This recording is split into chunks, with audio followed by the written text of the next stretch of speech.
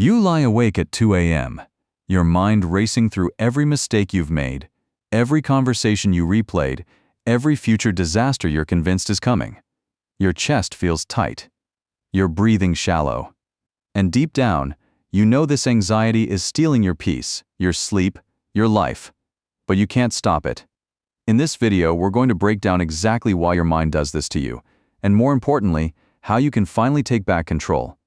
We'll keep it simple, real, and honest, because you deserve to feel calm again. Let's be honest. Stress and anxiety have become your constant companions. They follow you to work. They sit with you during meals. They whisper in your ear when you're trying to enjoy a moment with people you love. You worry about things that haven't happened yet. You stress about things you cannot control. You replay conversations from 3 years ago wondering if you said the wrong thing. And here's the worst part, deep down, you know most of these worries are irrational. But knowing doesn't help. The fear still grips you. The stress still consumes you. You're exhausted, not from working too hard, but from fighting battles inside your own head. Your brain wasn't designed for the world you live in today. Thousands of years ago, your ancestors faced real, immediate danger, a lion in the bush, a rival tribe, starvation. Their stress response kept them alive. It screamed, run, fight, survive. But today, there's no lion. There's an email, a deadline, a social media comment, a bill. Your brain can't tell the difference. It treats everything like a life or death situation. So your body floods with stress hormones, your heart races, your mind spirals, all because of things that aren't actually threatening your survival. This is called the negativity bias. Your brain is hardwired to focus on threats, on problems, on what could go wrong. It's not your fault, it's evolution. But it's also ruining your peace. Here's something powerful to understand. 85% of what you worry about never happens, and of the 15% that does happen, 79% of people handle it better than they thought they would. Let that sink in.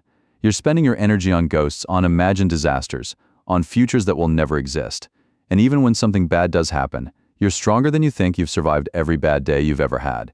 You're still here. Worry doesn't prepare you for the future. It just steals your present. Imagine two people stuck in traffic. Both are going to be late for an important meeting.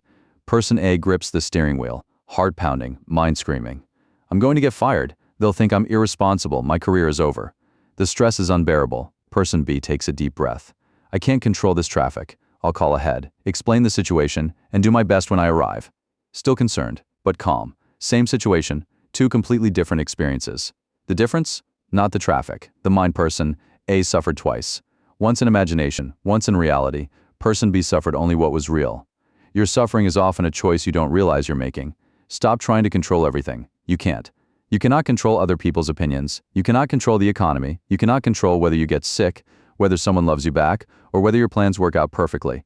But you can control this, how you respond. You can control your thoughts, your perspective, your actions in this moment. That's your power. That's your freedom. Most stress comes from trying to control things outside your control. The moment you let go, you breathe again. Practical steps to stop worrying. Let me give you simple, actionable tools you can use today. First, the 10-10-10 rule. When you're stressed about something, ask yourself, will this matter in 10 minutes, 10 months, 10 years? Most things won't matter in 10 months. You're giving them power they don't deserve. Second, write it down. When your mind is racing, grab a pen and paper. Write down everything you're worried about, every single thought. Once it's on paper, it's no longer trapped in your head. You can see it clearly. You can ask, is this real? Is this urgent? Can I do something about this right now? If yes, do it. If no, let it go. Third, focus on what's in front of you. Anxiety lives in the future. Regret lives in the past. Peace lives in the present. Right now in this exact moment, are you okay? Is there immediate danger? Probably not. Bring yourself back. Feel your breath. Notice your surroundings. Ground yourself in now, because now is all you truly have. Fourth, accept the worst-case scenario. This sounds strange, but it works. Ask yourself, what's the absolute worst that could happen? Then ask, could I survive that? Usually the answer is yes, and once you accept that you could handle even the worst, the fear loses its grip. You're not helpless, you're resilient.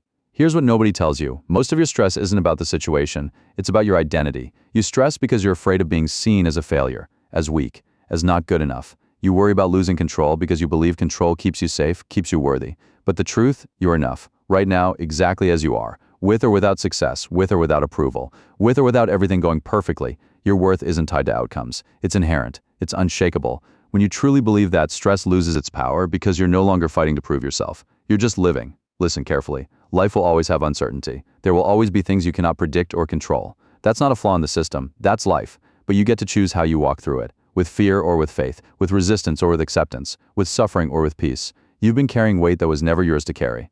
It's time to put it down. Stop fighting the future. Stop punishing yourself for the past. Start trusting that you can handle whatever comes. Because you can. You always have. Take a deep breath, slow and steady. Feel your body relax. This moment right here is safe. You're safe. And tomorrow, when the worry creeps back in, remember this. You're not your thoughts. You're the one observing them. And that means you have power. Use it. If this video helped you see things differently, take a moment to reflect. What's one worry you've been carrying that you can let go of today? Think about it, write it down, then release it. You deserve peace, and it starts now.